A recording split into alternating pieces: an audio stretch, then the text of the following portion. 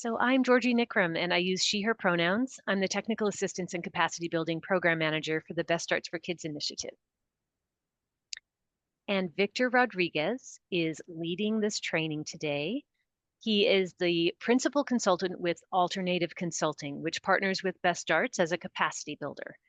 Alternative provides coaching, research, and strategy to leaders, organizations, and movements. Alternative envisions leaders, organizations, and movements with the power, knowledge, and resources to build healthy, thriving, and just communities. We're so happy to have Victor with us today. Victor, I'm going to turn it over to you now. Perfect. Well, I'm on mute. All right. Good afternoon, everyone. So glad to see everyone and also some familiar faces. Like Georgie mentioned, my name is Victor Rodriguez. I use he, him pronouns and co-founder of Alternative Consulting. And we're super excited to be hosting this training in partnership with BSK. And of course, in partnership with all of you today. Definitely want to start off with some gratitude. You know, I know that many of us, there's a lot going on in the world, you know, and you know, it might be hard to maybe see some of the things that maybe we could be thankful for and appreciate, you know, but you know, I'm personally, you know, thankful for another day of life, and I'm thankful that you know, we live in an area that we still have some clean water, some clean land, some clean air, you know, and our earth is still able to give us what we need, you know, and so I'm thankful to our relatives, you know, who have take care of these lands, you know, since time immemorial. You know, the Amish people and the Coast Salish people, you know, giving my gratitude to them for taking care of these lands, you know, and so that we can have clean water and have these things for ourselves. And I hope you all will join me, you know, and committing to continuing that legacy of protecting the things that gives us life. And I think, you know, today is, I think, part of that mission, you know, is really you know, making sure that our nonprofits and our organizations are rooted in a deep and meaningful purpose, which I think right now is really important. You know, so that's just a little bit about myself, and you know, it's just a little gratitude, you know, offering. But I definitely, you know, would love to see who's here today. You know, there's I think about 20 people here now, so we won't have an opportunity for everybody to unmute and share who they are. But in the chat, I'd love to see who's here. If you want to share your name, your organization, your role, and what's bringing you here today. It's a topic that's, you know, maybe it's a question, or maybe it's an area. I think all of you, you know, sort of have something, right, that sort of inspired you to come to this training. And my hope is to try to address as many of those as I can throughout today. So if I'd love for you to take the time to, yeah, just share your name, your organization, your role, and your topic of interest.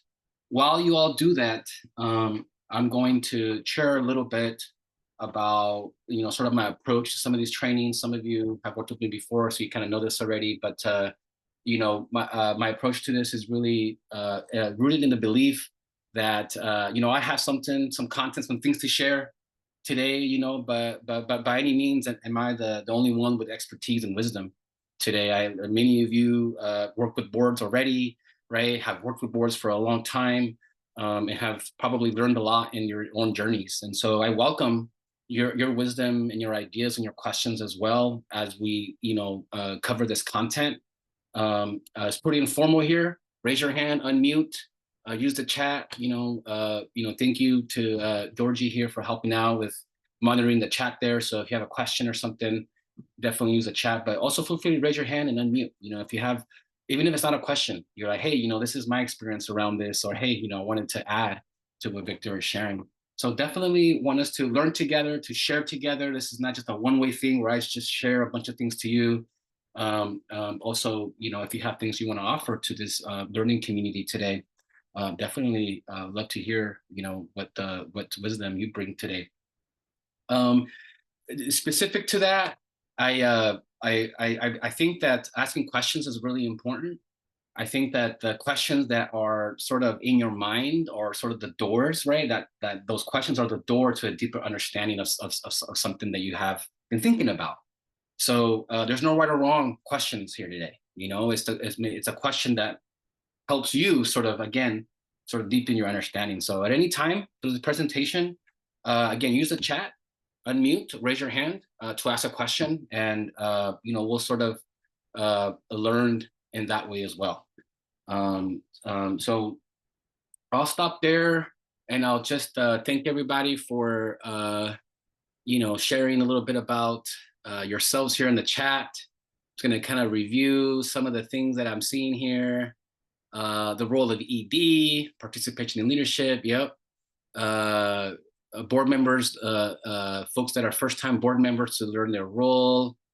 Member Finance and Governance Committee looking for stronger contributors. Speak with purpose, supporting youth.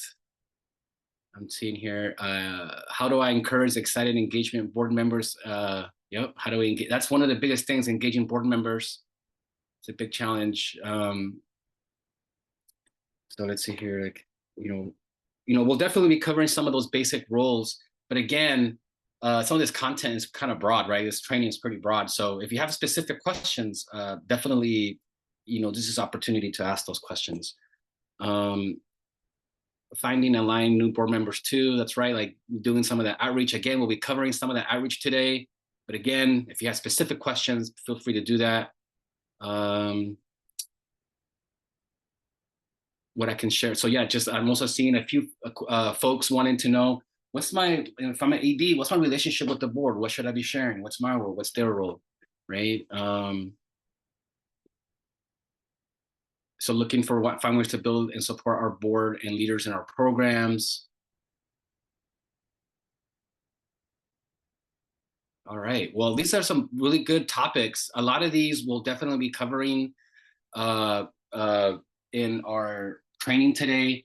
But again, I sound like a broken record, I know, but ask your questions if you have something specific, because these trainings are broad, intended to reach, a broad range of organizations. So again, some of you are like, I have a board, I've been working with them for a long time. Some of you are like, I'm barely getting started on this. You know what I mean? So definitely ask your questions if the content that I'm sharing, it's not specific enough to your situation. All right, thanks for that. We're gonna sort of move on in today with our agenda. So we just did, a little bit of introductions and welcoming. So thank you for that. I wanted to now review specifically what we're going to be covering today. So we're going to start with, some board essentials, and talking a little bit about, what is nonprofit governance, some of the basic concepts, and then we'll, go into a specific tool that helps you. It's essentially a checklist that, has various areas that board members should be thinking about when they're, leading their organization.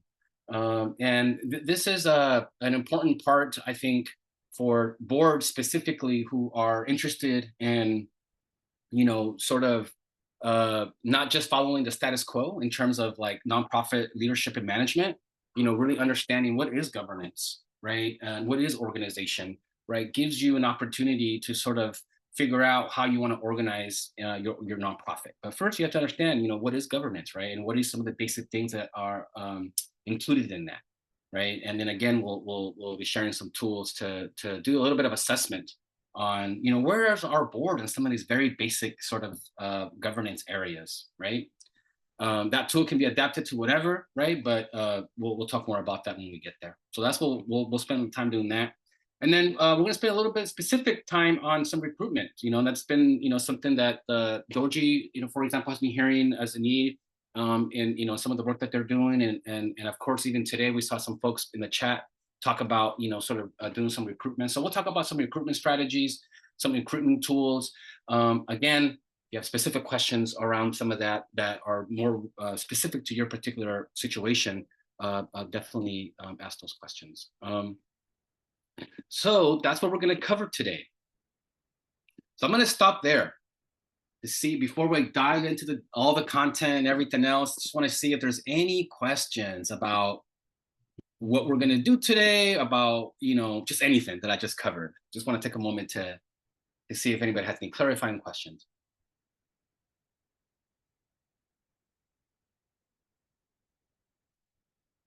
All right. Well, we'll get right to it then.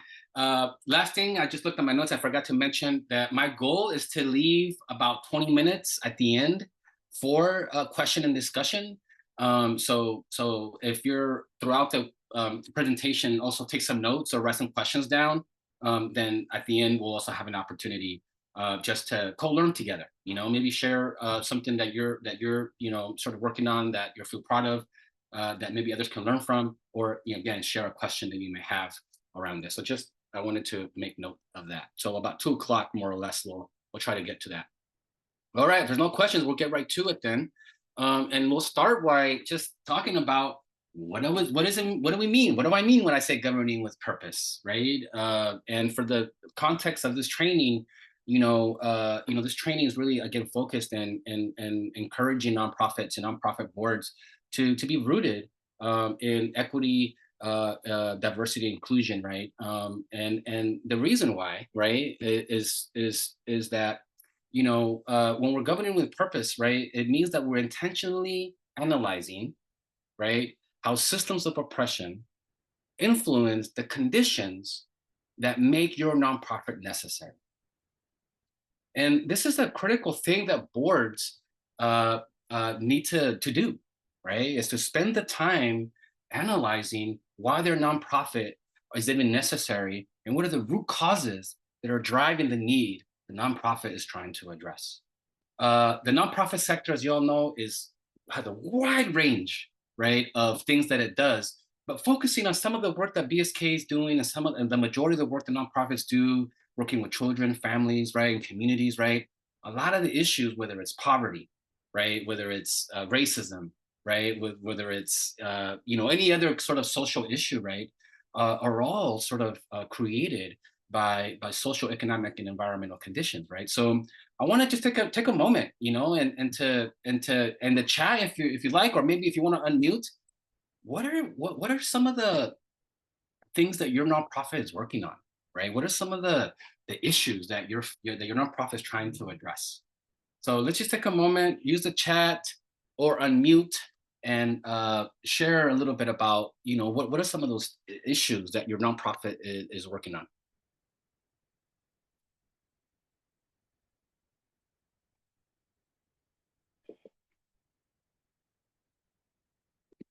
Anybody want to break the ice?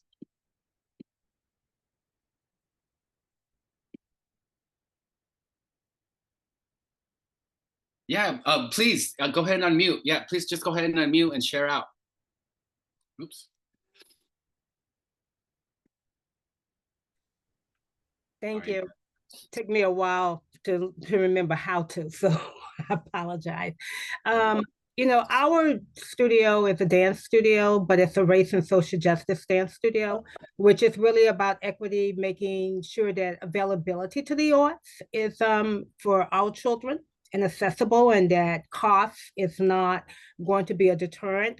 But I think more importantly is that the work that we produce from the arts. We know that the arts historically defines a people. It tells the story of a people. And it's very much a part of what we call the revolution for a cry for change, whether it's music, the stories that we read. So that's what Northwest Tap is kind of rooted in, is really telling the narratives of histories, especially of people's histories that have been whitewashed, so that we have a full understanding of it, and then creating pieces of work that we hope will live as long as the song Inner City Blues lives, as when we listen to it and think that we're talking about what happened last year and not understanding that it was 52 years in the making.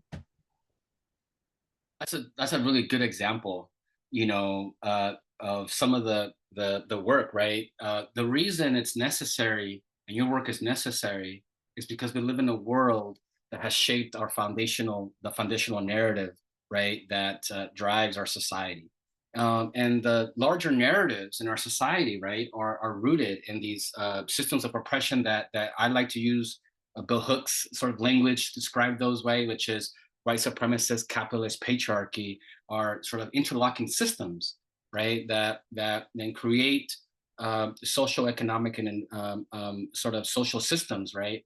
That sort of create the particular narrative that, for example, that the whiteness is superior, right? For example, that our purpose here is that the economy, right, is to make profit at all cost, or that men are better positioned to sort of be leaders, right? It's just an examples, right, of the way in which these systems work together, right, to create sort of conditions that make some of the work that you're doing necessary. So therefore, if your nonprofit is trying to really address the problem that they're working on, right, they need to sort of be rooted in this analysis, right? They need to understand how racism, capitalism and patriarchy and other intersecting oppressive systems, right, are contributing to those fundamental sort of drivers that your nonprofit is trying to address. That's what we mean about purpose, right? And that's one of the first foundational things that I always recommend nonprofits take the time on, and particularly boards, right? Take the time to tease out, again, sort of these systems and how they're affecting the issues that you're working on. That's just one example, right? There's other examples I'm sure that you all are working on, whether it's poverty, right? Or whether it's,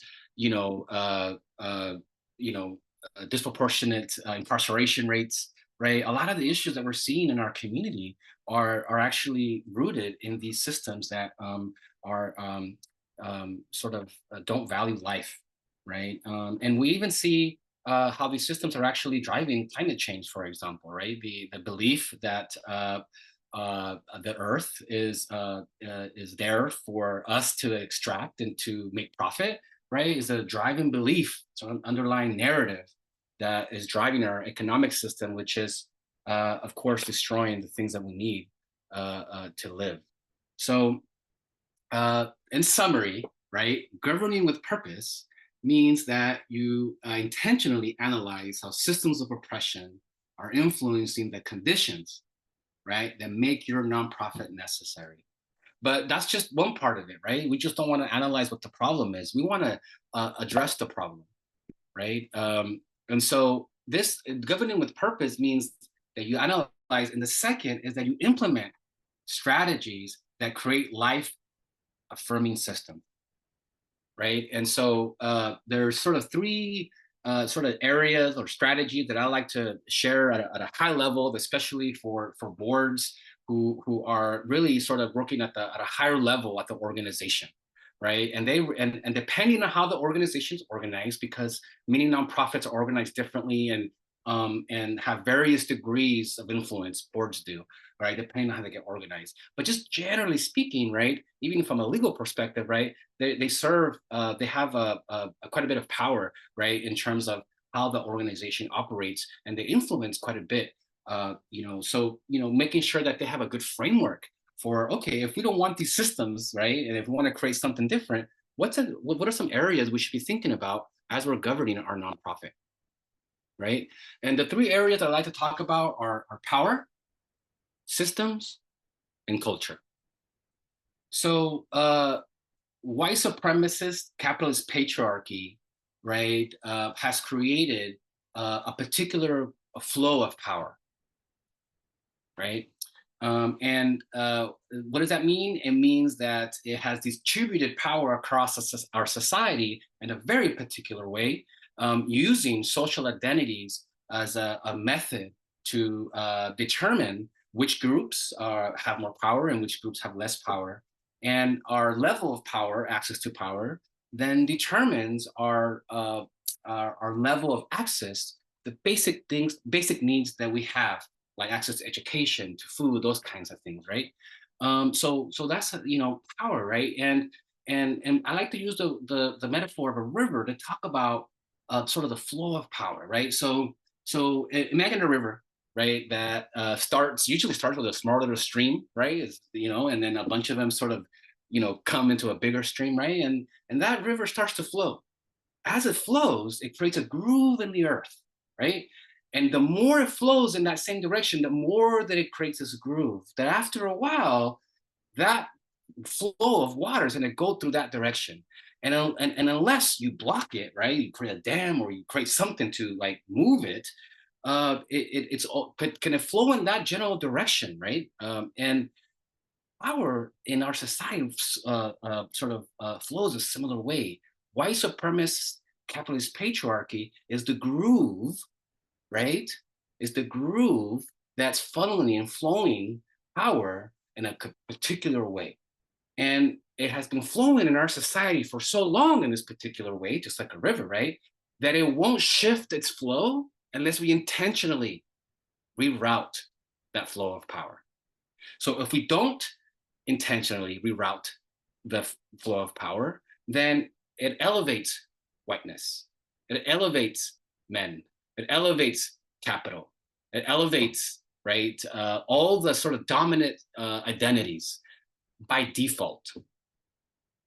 So if your board is not thinking about power, if it's ignoring power, if it's not thinking about how white supremacist capitalism and patriarchy is informing the way in which their operations is going, then most likely this nonprofit will end up sort of continuing to sort of contribute to the way that power has been flowing in our society for a very long time.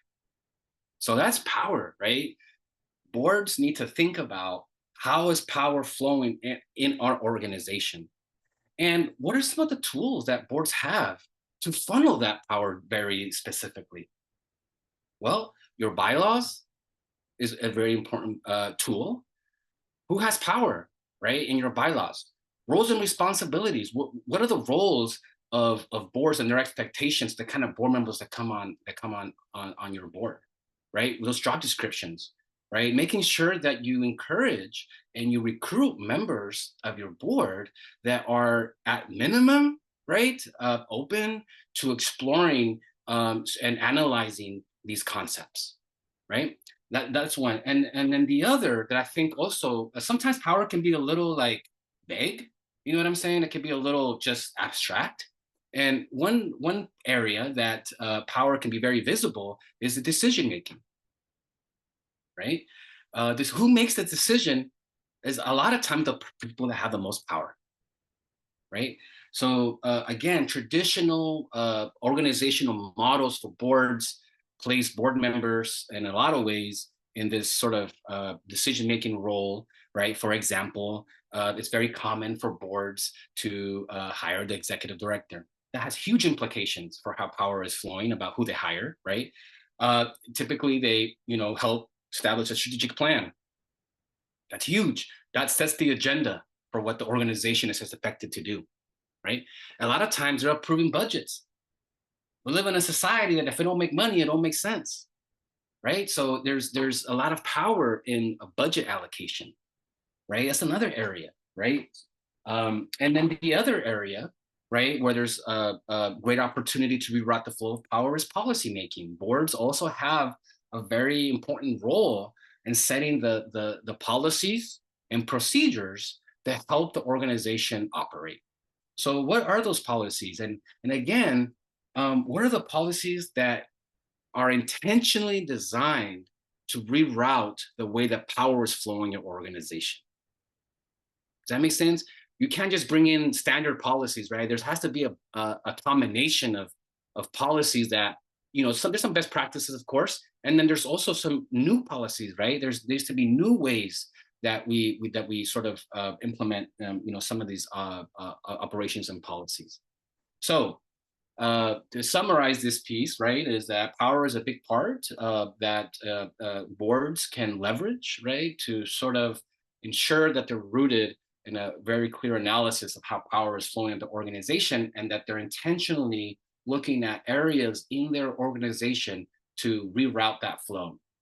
In summary, 3 particular areas I always recommend for boards to look at are your planning. Again, your planning sets the agenda. Your planning sets your priorities. Your planning sets the limits for what is possible in your organization, right? Your strategic plan, your operational plan, or your priorities, or whatever that is. All that is planning, right? And a lot of times, right, if you set a plan, down the line, it's more difficult to deviate from that plan, right? Because you already set a plan, you created a budget for it, right? So that means that if in those plans there's no intentional focus on equity, racial justice, or any of that, right? That means that it's more likely the organization is not going to consider those. So make sure that your plans, right, intentionally talk about this is how we're going to go about doing equity and racial justice in our organization, right? So that's one. Number two, that's the area number one, planning. Number two, right, is budgets. Like I mentioned before, they don't make money, it don't make sense. So where are the resources going? And how much investment is being placed in equity, diversity, inclusion? This work is not going to happen just like that. And I don't know if many of you have experienced this, right? But a lot of times, nonprofits, government, and other organizations, right, really expect people to volunteer. A lot of times, volunteer organization, you have committees, you have people who are really passionate about this, end up volunteering within the organization to do this work on top of their regular work. And I think that's, maybe an important step for some organizations, right, to sort of start there, but you can't stay there. You have to fund the work, right? And the last one, again, is policy. The rules that sort of help you, the rules that guide your organization. What are the policies? What are the rules, right? So that's power and three areas that you can intentionally look at to reroute the flow of power. The second that's related to some of those, right, is really looking at systems, and what do we mean by systems, right? In the context of nonprofits, right, we're, the way that I'm referring to it here, right, is really looking at sort of your structural aspects of your organization. Again, this is another place where what are your policies? What are your structures? What is your workflow? Right? Are those processes accessible? Are they rooted in equity? Right? So, for example, just give you one example. Maybe as one system, right, is employee performance. Right? That's a system within your organization. How are you incorporating equity into how you sort of evaluate performance of your employees? Right? That's one example. Another system might be your pay structure. How are you making sure that you're considering equity and racial justice in the way you pay people, right? Another system can be your community engagement, right? You have a system. What's a system your community engagement can look like is having, you have a staff person, you have a plan to go out there, you have, strategies to go out and engage people, right? And that system, how is that system, rooted in sort of equity and racial justice? How is your community engagement system, sort of reaching those that are furthest away from power? Right. Another, sort of system could be like around your organizational structure, right? So the default right now, right, is there's a board, there's an executive director, and then there's staff. And as many of you have seen, right, there's some drawbacks to that way of organizing the flow of power. It creates a huge hierarchy, and it places a lot of power in a few. So in your systems, when you're governing with purpose and you're governing with equity, you want to make sure that you embed democratic processes into your systems so that power is shared across and your systems are not giving certain people more power than others. So some of the models that maybe some of you are familiar with are things like participatory budgeting, giving your staff, giving the people you serve an opportunity to influence how you spend your money, right? Engaging people in sort of setting your strategic priorities, engaging your staff and those that you serve. You see that's ways to reroute the flow of power. So those are some systems, right? Some strategies for systems, right? Now culture. And earlier we had a good example of why this is important. Culture, right, is the underlying beliefs and values that are driving people's actions. So and there's two parts of this, right? There's sort of the culture that is being developed within the organization, and board members have a really important role in that, because the type of systems they deploy, the way in which they flow the power, right, that creates a particular kind of culture, right? It influences the way culture is developed at the organization. And right now, right, unfortunately, we live in a world that our culture is pretty heavily rooted, right, in white supremacy and capitalism, right, and patriarchy, right, that's why a lot of nonprofits, they were sort of designed, right, with sort of the private business model, right, and a lot of the capitalist business practices, right, get transferred into the nonprofit sort of organizational model. And that creates a particular kind of culture. So, for example, I don't know if any of you have been in this situation where it's like, it's all about the outcome, it's all about the numbers. How many people did you serve? Oh, we served 1,000 people with this grant, like just the numbers and outputs, right? And all that. That's a product, right, of capitalist sort of culture, right? Because we know that just those numbers don't necessarily mean what? That you're dismantling these very foundational systems that I just talked about, right? Like I can, for example, engage 1,000 people of color, right, in a not very meaningful way, and the system can still be intact. That's not going to change the fundamental sort of systems that are driving, that are affecting BIPOC communities, right? So that's just an example, right, of culture. So if we don't want white supremacy culture, for example, I know many of you are probably engaging with that, right? Your organization, more training, something around that. If we don't want that, then what do we want, right? And I think that's the other thing. So really looking at creating liberatory cultures, cultures of health, culture of equity, right? And some key elements of that, right, is being purposeful about how you do your work, and being intentional about creating values, and creating systems that really enact those values. And hopefully, right, those values are deeply rooted in your deeper purpose, which is unraveling systems that destroy life and creating systems that affirm life, right? So that's the other piece, right? So boards can really have a big impact at their organizations if they focus on these three things. All right, I'm going to stop there to see if there's any questions, any comments before I move on to sort of the next part of this presentation.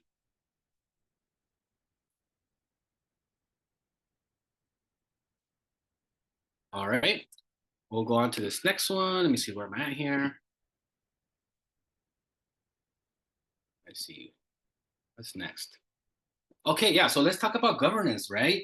So that is sort of like an overarching framework, right? Again, the foundational, right? But how do you translate that, right, into like governance, right? Like you have this purpose, right? You have this purpose of undoing systems that oppress our communities, and you're committed to creating life-affirming systems, right?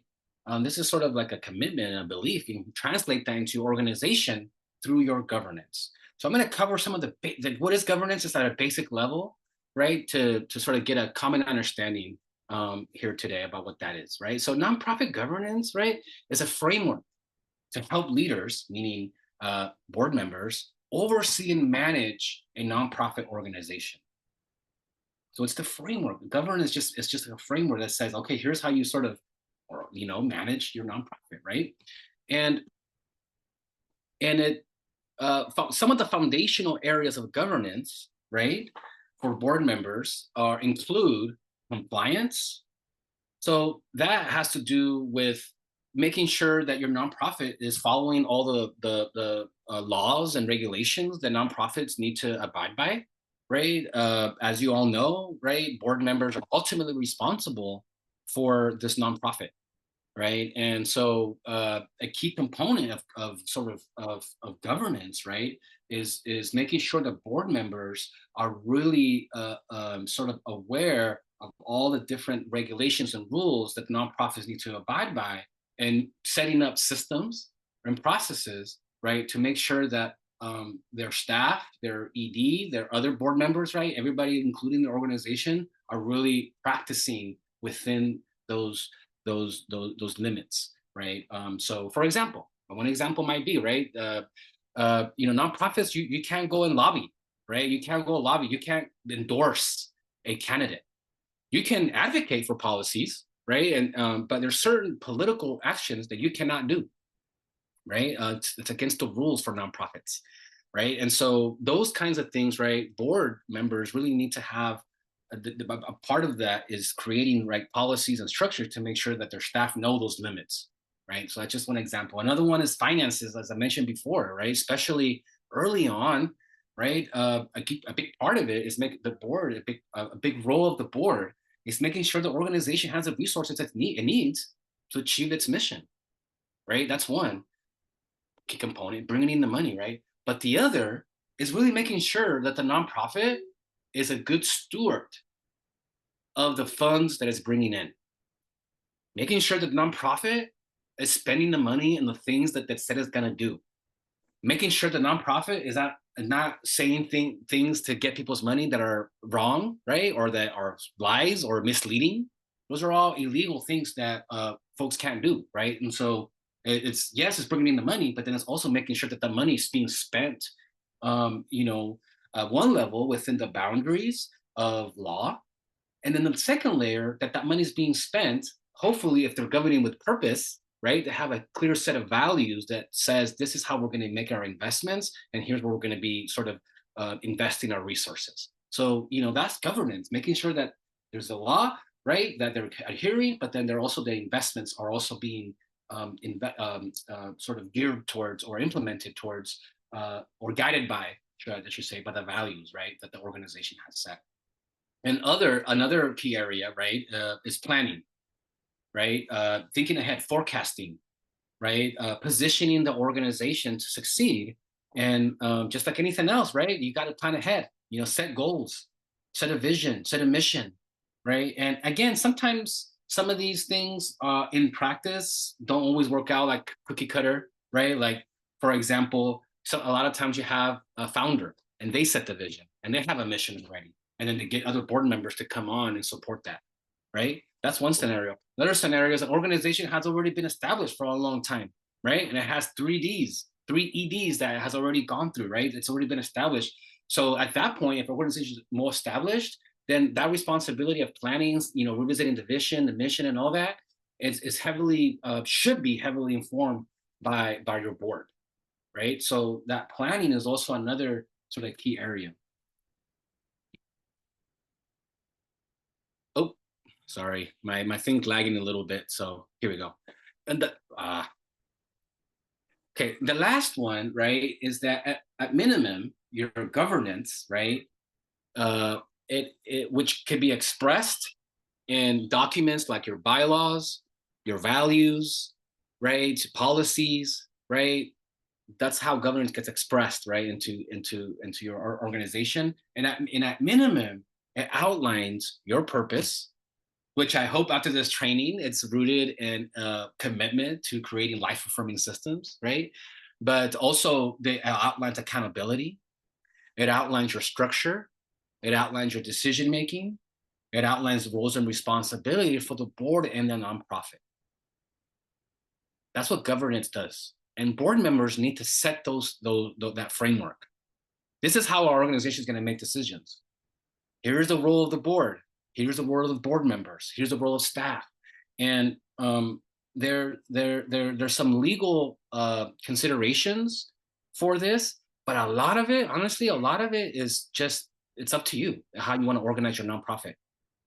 At minimum, you need to have 3 board members, right? And 3 roles, your board chair, your secretary, and your treasurer, right? And that, besides that, there's, you can organize your board in a lot of different ways, and so again, going back to that purpose, right?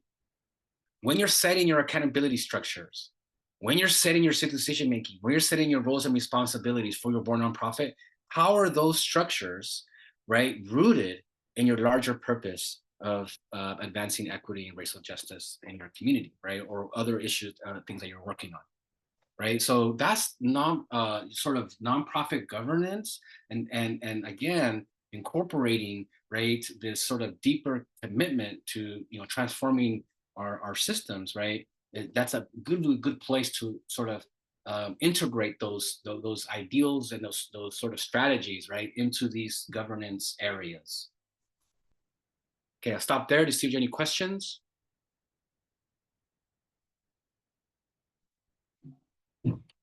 Okay. Um, let's see what we got going next here.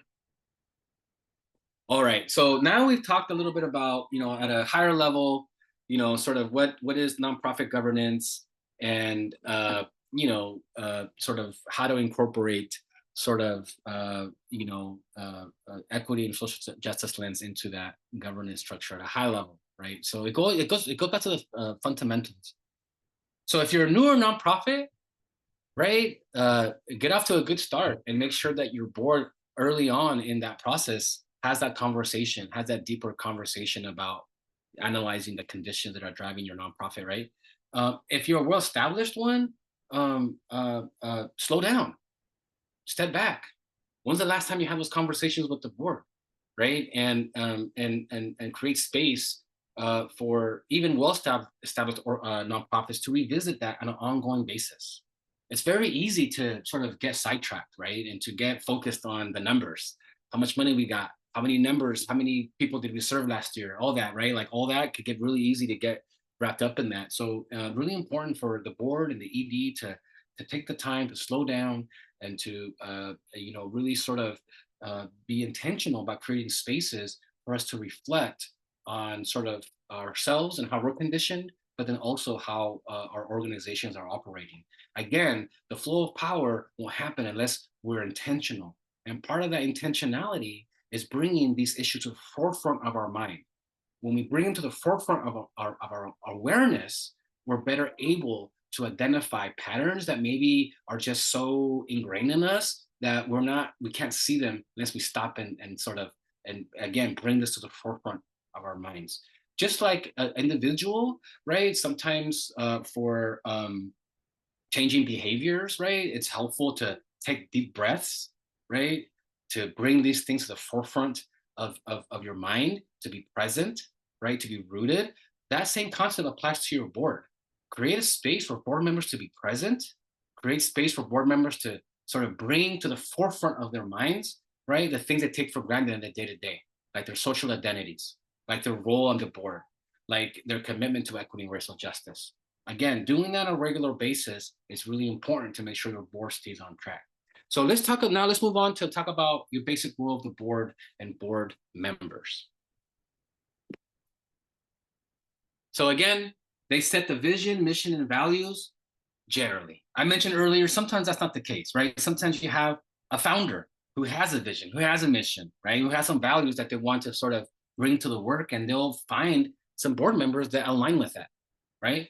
But a lot of organizations, right, who again haven't already been established, right, that responsibility goes to the board, right, where they need to come up with a process, right, that intentionally that develop a process that creates a vision, and mission, and values for the organization. And if you're governing with purpose, right, if you're incorporating equity and racial justice into your work, and hopefully you incorporate some very intentional systems, processes, and practices, right, into the processes to define these, so that the people, your staff is involved, so that the people that your survey is involved to some extent, right, so that this vision and mission and values, again, are really rooted in a commitment to equity and racial justice, right? And if that's a really important thing for you, right? Equity, racial justice, right? Social, all those things need to be in your mission, need to be in your vision, and need to be in your values. Because again, that creates the foundation for how your organization thinks about itself and its role in the community. If it's not incorporated in here, then it's more difficult then later on to justify this work at the scale that's needed for your organization to really operationalize equity and racial justice. The other thing, generally speaking, right, this says strategy.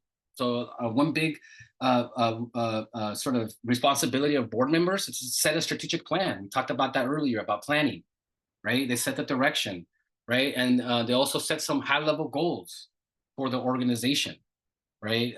And they hopefully are able to set some measures of success. How do we know we're getting to where we want to go, right? And that those measures of success is part of really connected to their responsibility, right, as board members to sort of hold the organization accountable. right? And then this last one over here, right, is oversight and accountability of legal and financial operations. So again, this is, what we talked about earlier, right? A key component of governance, right, is oversight and accountability. So that is a big part, right, for board members, and is just making sure the organization is following the rules, making sure it's not doing anything shady. You know what I'm saying? Like making sure that it's really spending the money in a good way, the way that reflects the law, but also reflects your values. It's really looking at making sure that your operations, right, have the things that they need, right, to be able to deliver the service that your organization is providing to the community, right? Maybe we need new technology, we need new trainings, we need, right, like there's a lot of different things that nonprofits need to be able to operationalize, some of those strategies and some of those goals. And so boards set the parameters for how those operations sort of happen. And usually, right, it's done through a policy and procedure manual, right? Setting policies, setting procedures for how certain things get done at the organization, right? And these three things, of course, are not done in isolation, right? These things work together, right? Your strategies, your goals and measures, right, should be rooted in your vision, mission, and values, right? Your operations, your financial investments, right, should be really geared towards advancing your strategies, your goals, right? So these three things are not separate, necessarily. They all kind of sort of work together. And this is again a very sort of basic role of board and of the board and board members. I'll stop there to see if there's any questions, comments. Maybe you have a different perspective. Maybe you have just other great ideas to add to what I'm sharing.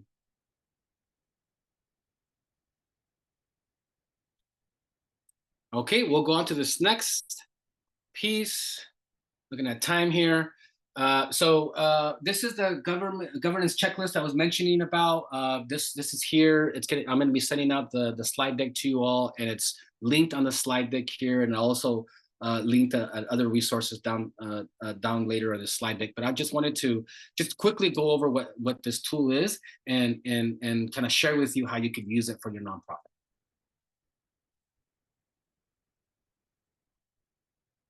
Victor, I have a question. This is Ophelia. Oh, I'm sorry hey, to interrupt you. Yeah. Are we getting a copy of the recorder? Of the recording, yes. Yes. Okay, perfect. All right, thank you. Yes. We'll send out a slide deck that has all these tools that you're seeing today, and we'll share a link to the recording that you can download on your computer. Great, thank you. Yep. Okay, so this is like a pretty general sort of governance checklist. This checklist is particularly helpful for organizations that are just getting started, or for board members that never been on the board before. Like, what am I supposed to be doing, right? What are the things that I'm supposed to be doing? This kind of gives you a general idea, right, of some of the things that to do. So this list covers the foundation needed for nonprofits to grow and succeed, right? This checklist kind of tells you what are the basics, right, that your organization should have, right, to have in place. And a lot of this information that's in this list, right, are things that you need to be able to get grant funding, to be able to comply with laws, to be able to demonstrate to the public that you're a good steward of their funds, right, and to make sure that you're being accountable to your clients and other stakeholders in your community, right? So this checklist is for internal use only, and I encourage folks to do this as a group, right? If possible, right? And or a lot of times the executive directors have a lot of this information, because they're super involved in a lot of these things. So if not as a group, have the executive director fill this out and engage the board in a discussion that helps prioritize. Okay. Then how to use this tool? Well, so they're broken up by governance areas. So for example, planning is an area there, and there's certain indicators that should be in place, right? And these are general, basic, common practice, but you can update these to what makes sense for you, right? Some organizations, they're not that big. They don't need an operations plan, feel me? Right, like, or whatever, right? So maybe you come up with something different, right? So I don't want you to feel like, oh, this is it. This is the gospel for what I should be doing, right? No, this is just sort of some best practices that you can look at. But I really encourage you to take this and then add things that you think are really important for your board. But how to use this, right, is to go through each of these indicators and say, where are we? Are we met? Are we there yet? So for example, for this first one, strategic plan and forecast, we're good. We have a strategic plan. We just went through that and we're good on that. Or maybe it's, you know what? We have one, but we haven't even like looked at that in like 4 years, right? So maybe you need some work. So you put an X there, you add some notes at the end here. Okay, here's some things that we should think about, right? And you go through each of them and you do that. And then after you complete each section, right, each planning section, you prioritize, right? So up here is a little table here that says insert 1 to 5, 1 being top priority, 5 being less of a priority, right? And so you put some of those numbers here on the left, and that at the end, after you complete all of this, right, you'll have a list of like, okay, cool, we're good on this. Most organizations have some things already in place, so we're good on these things. We're kind of all right on these, and whoa, we really see some big priorities here, right? Like this, the X, Y, and Z need to be addressed immediately because maybe it's like a legal thing that you have to do or whatever, right? So just want to share a little bit. So that's how you use the tool. Here are the sections. We have planning, right? Some board development stuff, like just like in basic stuff, right? Do you have your bylaws in place, right? And if you haven't, if you were an established organization, you haven't looked at your bylaws in a while, it's a good idea to have your board members review that on a regular basis. Here's some of them. I'm not going to spend time on these indicators. I just want to show you a little bit of like some of these areas, right? So board development, again, roles and responsibilities, all that good stuff. Fund development, right? Again, is another one, making sure you have the proper systems in place to track that money, to make sure that you're being good stewards of the money, right? Best practices here, fund development, evaluation. You know, how is your organization proving that what you're doing works, right? And I don't mean that just for like money purposes, right? I mean that for your people you're saying you're serving, because that's the people you're ultimately sort of accountable to, no? You're serving young people that are experiencing incarceration, right? And you're getting money on behalf to serve that community. That community deserves to know whether or not you're being effective in what you're doing, right? Otherwise, you shouldn't be using their name or using their issues to bring in money, right? So again, evaluation is important, and that can happen at different scales, right? Financial management, again, that's another big part of governance. Legal accountability. Hopefully, you've seen some relevance between this and the things I was covering earlier, right? Communications and community engagement, another area. Administration, a lot of stuff going on there about policies and making sure that, for example, the board has a system to evaluate their executive director, that sort of stuff, right? And then this last one over here is diversity, equity, inclusion. You can use whatever language you want to do that. Maybe it's equity and social justice. Maybe it's equity, diversity, equity, inclusion, and belonging. I don't know. There's a bunch of ways that people sort of talk about this work nowadays, but as long as it's sort of you have an intentional process to define the language you're going to use, right? But this is really what this here is, making sure you have, base level understanding of these concepts, right? Make sure you have goals for DEI. Make sure you have appropriate resources for DEI work. Making sure you conduct a meaningful engagement of the people most affected by the issues you're working on, right? Sometimes boards tend to be very disconnected from the people they're serving. So making sure that either they're out there or that they're setting the systems and the processes to make sure that their staff and executive director is doing that work. Oops. Sorry, I dropped my phone here. So that's the checklist. Again, it's in this PowerPoint, and I'll just stop there to see if anybody has any questions about that tool.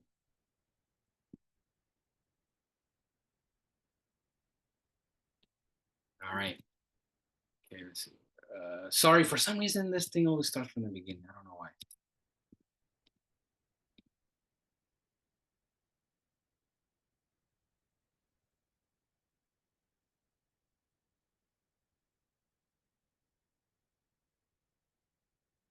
All right, so that's a checklist.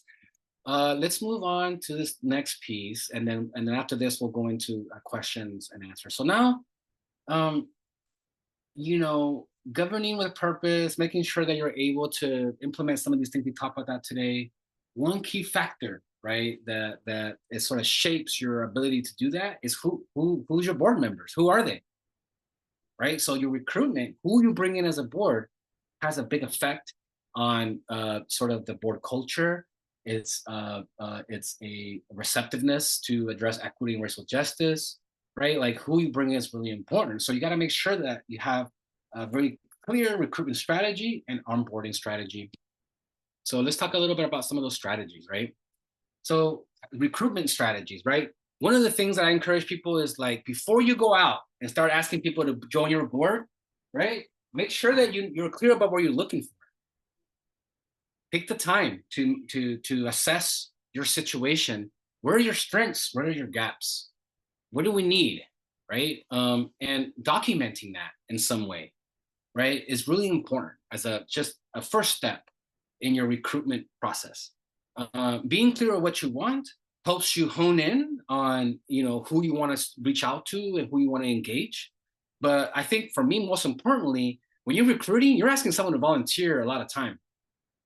You know what I'm saying? Because board members can't get paid, as you all know, right? There's volunteer time. And that's actually one of the biggest challenges for managing boards is their engagement, is they're all volunteers, they all have full-time jobs, they all have families, they have all these other things going on, and yet they're expected to govern, right, this organization. So being very clear, with your pitch of like, this is what we need, and this is how you can fit that need, right, is really important and will increase the likelihood that when you speak to someone about the board position, right, that conversation goes well, right? That you're clear on like, this is why we want you, Victor, to be part of our board.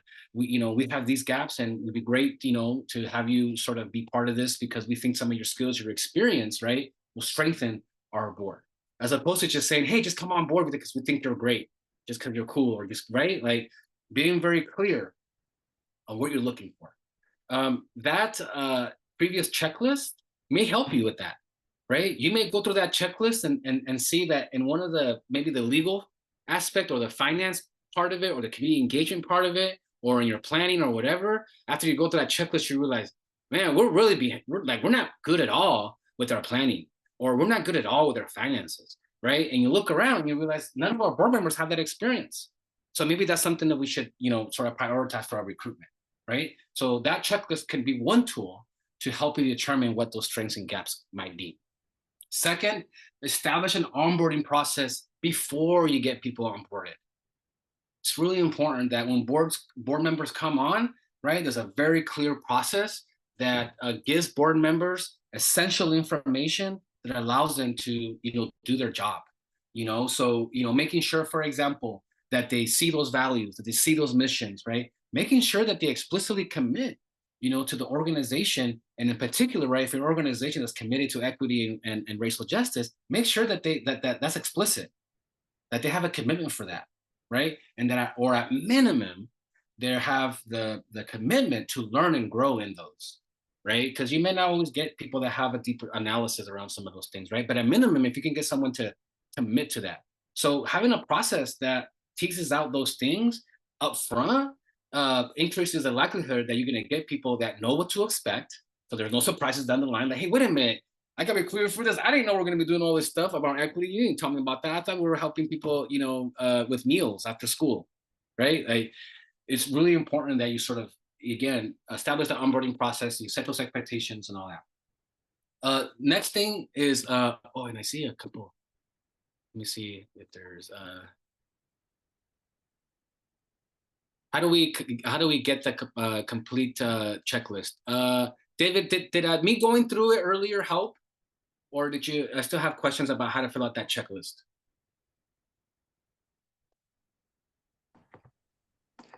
Yes, it helped. However, I can't remember all the pieces to it, and that's something that our board could use as a checklist to be able to look through and see what fits and what doesn't fit. And I guess my question is, when we get the PowerPoint, will we be able to scroll through the checklist, or is it just going to be the one slide that you showed at the beginning? Oh, no, great question. So the link on the slide will take you to the checklist that I shared. Perfect. Right? And you can download it and then do whatever you want with it, like adapt it, right? change it what your needs are. So yes, you'll have the actual checklist to be able to play around with. Perfect. And Victor, this is Georgie. Are there any changes to the slides between the presentation last week and this week? No, it's the same. It's the same. Yeah. Okay, so I could actually put them in the chat now. Some people are asking for them now, and I'm Sure. happy to do that. Yeah. Sure. Yeah. All right, If you want to get them now, sure. Thank Okay, you, George. I and appreciate that link to the checklist will be there right at your fingertips. So Okay, thank you. Perfect. Okay, well, we'll keep on going. So that's so the next thing is to implement diverse tactics that blend broad and focused recruitment. So what do I mean by broad? Broad is when you put it out like a job, right? You put it out there, you post it on, college campuses or I don't know, businesses. You do a mass email, you do a social media blast, right? You do a email blast, right? You just kind of put it out in the world, right? That's broad, right? And that's something good to do, right, on a regular basis, even if you don't have like a board a vacant position right now.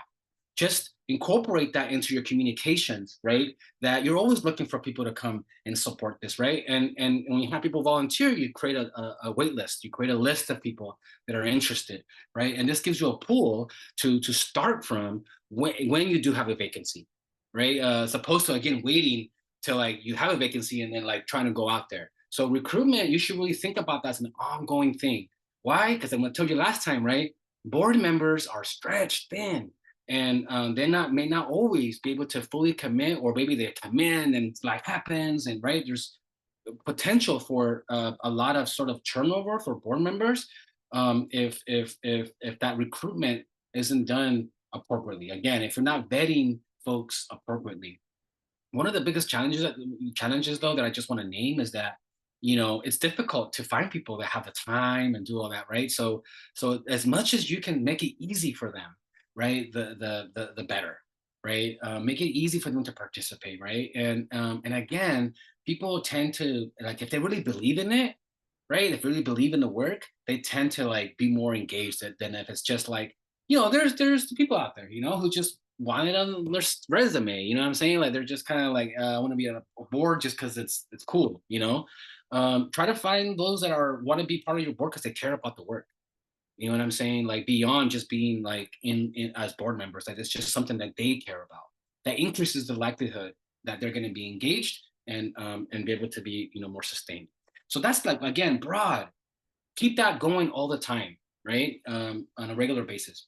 The other is focus recruitment, right? And this one, I think this is important, especially if you're like a smaller board, or especially if you have a very particular need, right? And what's focused is basically looking at your relationships, very specific people in your own network of relationships, and identifying them, going talk to them, right? You're really focused, right? Like, or you know what, we it's really important for you. We're a youth serving organization. It's really important for us to have young people in our board. So we're going to go out and recruit young people, right? And so you may, as that's why it says there, blend. You may start right with doing like putting it out there, but also incorporate under some very personal relationships that you have. Sort of cash in some of your social capital, right? Check in with people, right? Start with your social network, and to sort of again hone in on very specific people with very specific sort of skills or connections that you want to bring in. Now, a word of caution around that is, and this is especially for organizations that are primarily made up of dominant groups, right? For those organizations, you don't only want to rely on your own networks, because most of the time, your networks won't be as diverse, right? If your organization is sort of already primarily like white, for example, right? And so you definitely want to consider that, right? If you're trying to use your social networks, how diverse are my social networks is a good question to ask, right? Like, why am I not connected to other communities, right? And being intentional about building those relationships in a meaningful way, right? So think broad, think focused when you're recruiting, right? And when you start recruiting, right, it's important to have some tools, right? So some basic thing. Ah, shoot. Sorry, y'all. This thing is has a lag. So here we go. Some recruitment tools that are helpful, right? That are sort of help you sort of in your recruitment. Develop a board member job description. This is a good exercise because it makes and it forces you to hone in exactly on what you want members to be doing, right? So develop a job description that has a general overview of what's expected of board members, time commitment, right? And any other things that you think are important for people to fulfill that. That also is also helpful, right? If you have that to share with people. A lot of times, you know, you come up to me and say, hey, you want to be part of this board? Yeah, sure. Like, what does that entail? Well, here's sort of a quick little one pager that gives you an idea about what that looks like, right? As opposed to me just saying it, right? Is to have something you can give them. Oh, cool. Like it means that I have to commit 10 hours. Oh, it means that I have to come to meetings every other month, right? Getting to that level of detail and have that written in some way, like in a job description. You don't have to call it job description, right? Like that's too like, you know, sort of, you know, that's not the word that maybe a board member would want, right? But maybe you put like board member, you know, sort of expectations or something like that, right? But it's like a job description where you outline their role, their responsibilities, some of the things that you expect from them, right? And so on and so forth. Again, that helps you make your case when you're out there getting people on board to have a clear idea of what you expect from them. Second, establish an onboarding policy protocol in your bylaws and create an onboarding checklist, right? So in your bylaws, right, there's should be an area that talks about membership. It talks that your bylaws should include how new members get voted in and how they're brought in. Make it official and incorporate on there some language that talks about some of the steps that board members need to take in order to be full members. And some of the things might include reading certain documents, even signing certain documents, like I commit to governing with purpose, which is equity and racial justice, right? I commit to that, or whatever, right? However you want to do that, right? So, but having like a policy that actually sort of what's the word that requires your recruitment process and onboarding process to go in a very particular way. And again, that very particular way should be rooted, right, in equity and racial justice, right? All right, last thing for this is you develop flyers and one pagers, right? Simple application and interview process. Like I mentioned before, board members are busy. They ain't got time to go through a super comprehensive application process and or interview process. They just don't. So, you know, and yet you need to have that so you can decipher and figure out who's a good fit and who's not, right? So, you know, having a good balance of a simple application that gathers only the essential information. Don't go crazy and start adding a bunch of stuff, right? Like in your application, only include the most essential things that you think these are non-negotiable, right? These are essential for this person to have. So, you know, fill that out, have simple application process.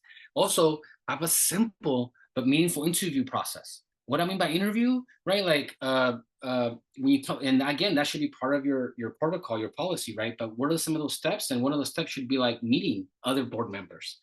Some, depending on of the size of your organization, right? You may want new board members to even meet staff before they are officially sort of elected, right? So having an interview process is important because that process has two benefits. One, it gives you an opportunity to sort of vet that person and to have conversations, to ask them about their availability, right? To ask them if they know the expectations, all that. But it also gives your potential board member, right, an opportunity to ask you questions, right? To make sure they're clear on what you know, the expectation is. A lot of times, you know, board members just they want to do something good in the community.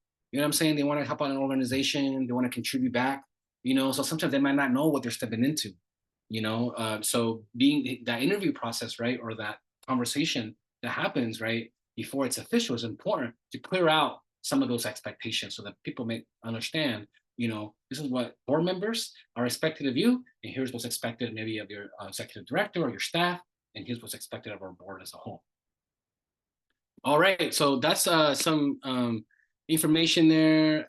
And oh, thank you so much for this resources too, on there as well. Link to the government checklist. Perfect. Okay, so just checking if there's any questions. So no questions there.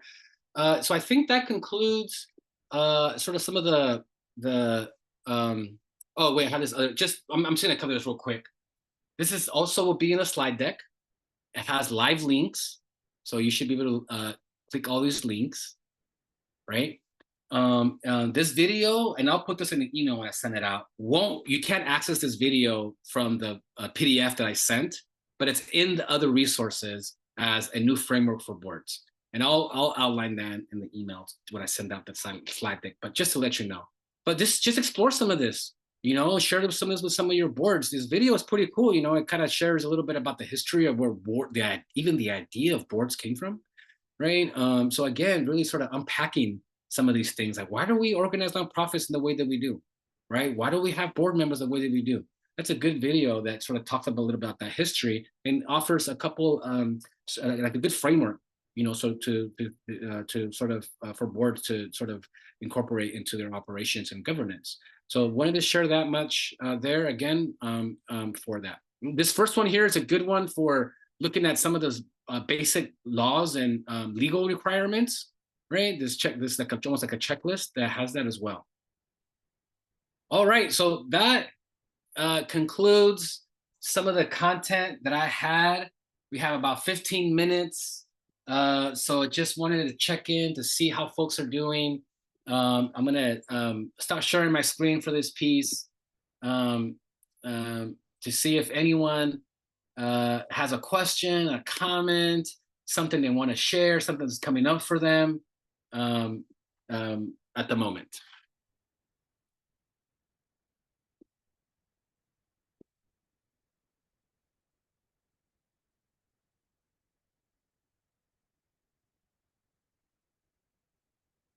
Hey there, it's Hey, Taylor. good to see you. Good to see you. By the way, y'all, if you ever get a chance to work with Victor one-on-one, amazing. So I have kind of a question about, I did all of the onboarding. I've done the recruitment tools, and we onboarded, well, we went through this whole interview process with one of a new board member, and then they never showed up for any of our board meetings. They just didn't ever reply back, and it was just all that work for them and for us, and it was a mess. And I'm just wondering if others have ever experienced that, because I felt like, what did we do? And I thought, well, maybe I did something. And so I asked my board chair to reach out. So that was one thing. And then also our board chair has been there forever, because we went through a big transition, and trying to find out the right way to roll somebody off. So we're talking about a lot of recruitment and bringing people in, but how do we roll people out? That's so first, let's go with the first question. Anybody had a similar experience like Taylor, where, you know, you think you're all good, right? Like they're committed, you're committed, you have a process, and you're thinking, all right, we're good to go, and then crickets. Anybody else experience that? Or have anything to contribute to that?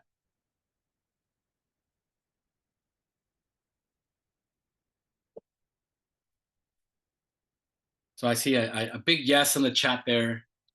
You know, I think I think what you're speaking to, Taylor, is like I think this is probably one of the biggest challenges, hands down. All the boards that I work with the organizations that I work with, is what you're talking about. It's just board engagement. You know, even if you have people that come to your meetings, a lot of times they don't read the materials. So then your decision making is compromised, right? Because now board members are just not really having the appropriate information to make like real good decisions, right? If they're not reading the materials, if they're not engaged, right? And that's just an ongoing challenge. I don't know if there's like a silver bullet, right, to say, you know, here, do this, and that's not going to happen.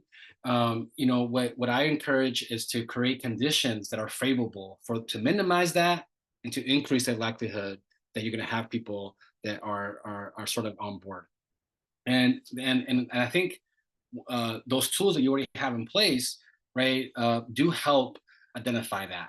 One thing that I would say, my advice around that is to, when you notice disengagement, address it right away, right? Don't wait like months and months and months and months, right? This is especially true for a new board member.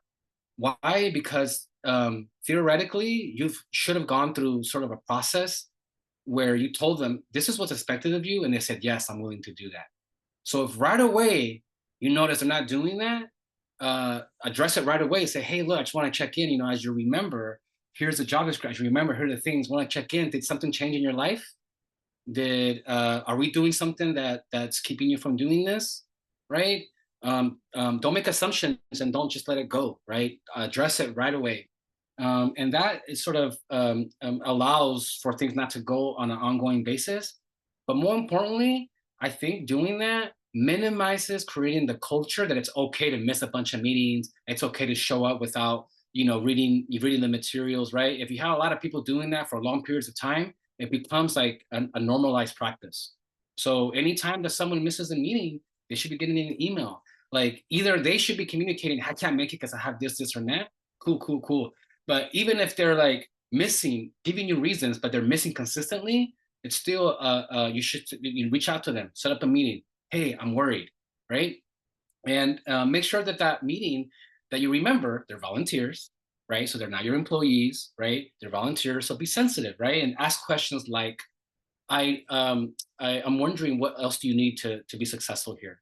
What else can we do, right? Or is there's just something happening in your life that maybe this particular time of year is more difficult for you, right? Like really approach it as a collaborative process and really like offer support.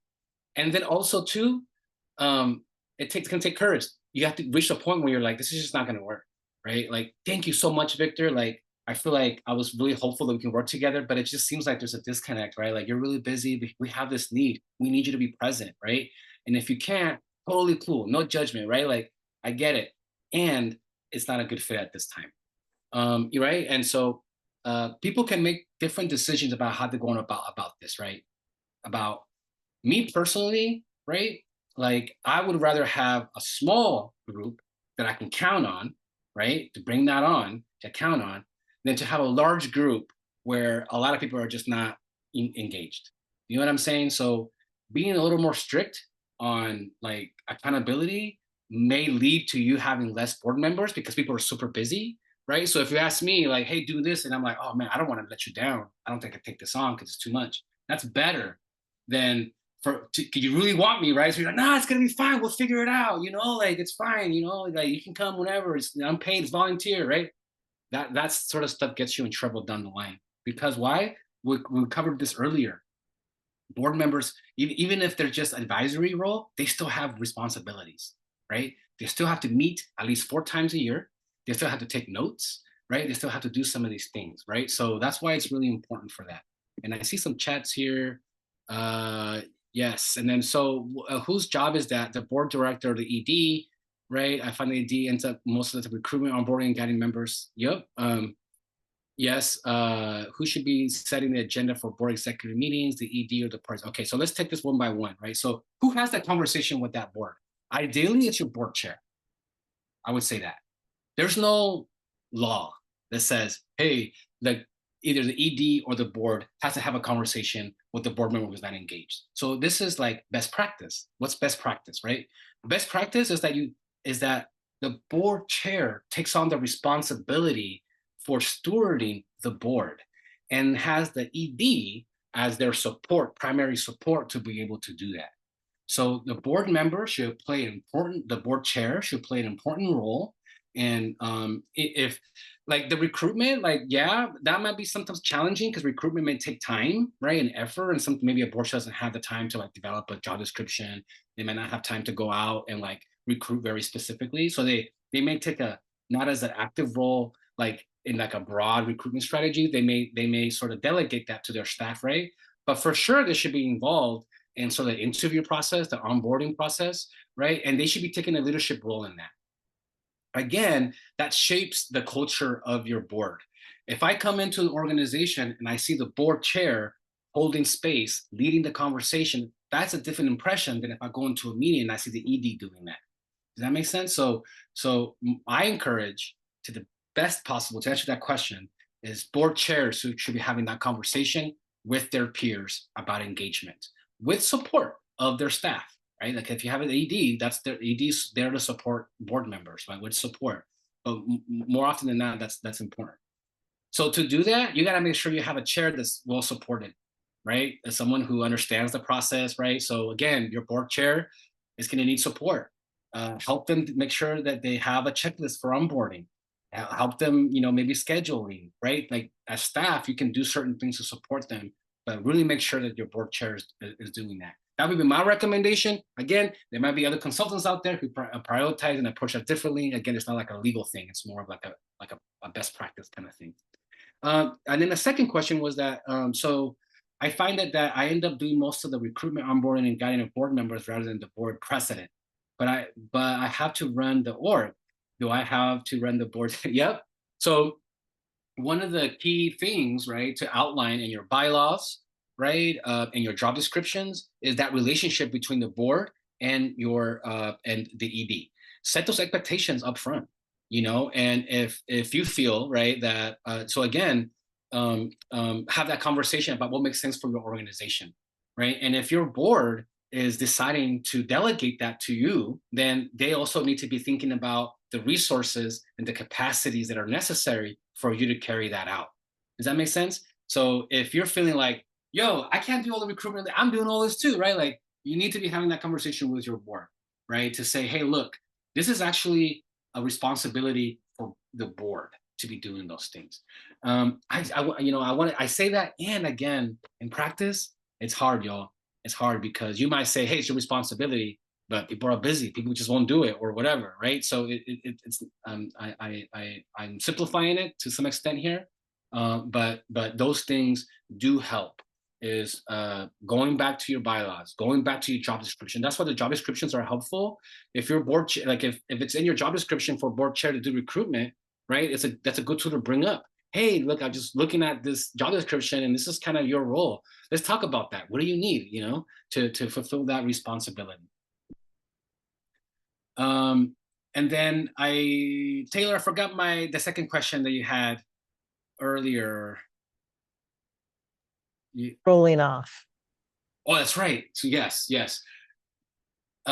Treat it in the same way as your onboarding, meaning be intentional about it and plan ahead, right? So for example, you should have in your bylaws a policy that says what a board member needs to do to communicate to the board formally that they're going to step away, right? Usually that says board member will send an email to X, Y, and Z 2 weeks, in a week or 2 weeks or a month notice, right? And then the board receives that resignation or whatever, vote on it, and right. So like that's like one piece of it is making sure that you have an actual policy that tells board members, here's what I need to do if I need to communicate to the board that I no longer am able to fulfill this role. So that's one, just like that piece. The second, right, and this is especially true for long-standing board members. Ideally, right, and okay, so I'll say a couple of things. This is especially true for long-standing board members and for smaller organizations. You have sometimes the board members that have been there for a minute, you know what I'm saying, and they have a lot of institutional knowledge, a lot of stuff, right, that they have. And if you think that's really important, make sure you incorporate that into your transition process. The more time you have for that transition, the better. So for example, in your particular case, Taylor, right, if you have someone who's been there for a very, very long time, create a space of overlap with your new chair, right, where the old chair is kind of mentoring and supporting them in the first few months of that transition. So it's not just so it's not so drastic to be like go from one person who has all this context, all this information, to all of a sudden you're working with someone that has no context, right, or has a lot less context, right? So being intentional about that overlap is important. if possible. It's not always possible. You can increase the likelihood of having that overlap if, again, you encourage board members to give you notice with enough time when they're planning to transition out, so that you have enough time to do that. And then remember when I mentioned about having that list ready to go? That's why it's also important, right? Like, you know, your board chair says, I'm sorry, I know I can only give you 2 weeks. Now you're scrambling, right? Like, okay, well, at least maybe you have like a list of people, right? Or other board members that you already had a conversation with. You already kind of know, okay, you know, these people might be able to fill in this role. Hopefully I answered a little bit of what you were asking, Taylor, but again, I want to just thank you all. You have a couple more minutes, and I wanted to spend this last 3 minutes. I, you know, sort of need your help with something, you know, which is that, let me find it here. I don't know, Georgie, do you have that link to the, what's it called? The serve, or the, here, I'll put it here. What's it called? The survey, yeah, your feedback. Oops.